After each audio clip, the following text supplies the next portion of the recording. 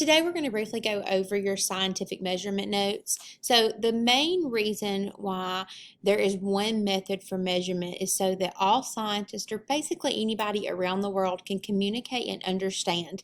It's a common language. For example, in our school system, we have students that speak English and Spanish and Chinese, and it's difficult to communicate sometimes. But if you have one common baseline that you're working on, it's easy to understand. So in math, when you say 2 and you hold up 2 fingers, everybody knows that that's the number 2. Well, same with science. If you have one measurement, then everyone knows what that one measurement is. So what we're going to do is we're going to discuss what that one type of measurement system is that all science uses.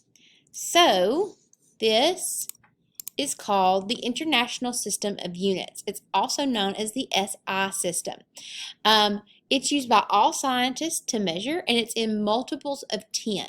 So unfortunately, in the United States, we don't really go by the SI system. We mostly discuss feet and inches and miles, but scientists, and in this classroom you are a scientist, so you will be using the SI system from now on in this classroom. This is the SI system. When we discuss prefixes, the word pre means before.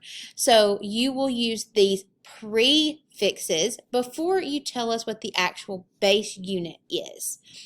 So you will have kilo, then hecto, deca, then you'll have a base unit, deci, centi, and milli, or centi and milli.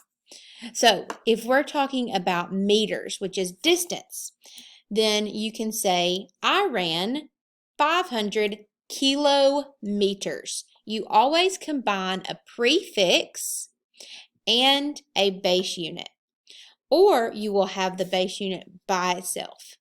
So we understand now that kilo stands for 1,000, hecto stands for 100, and deca stands for 10, deci stands for 1/10, centi is 1/100th, and milli is 1/1000th.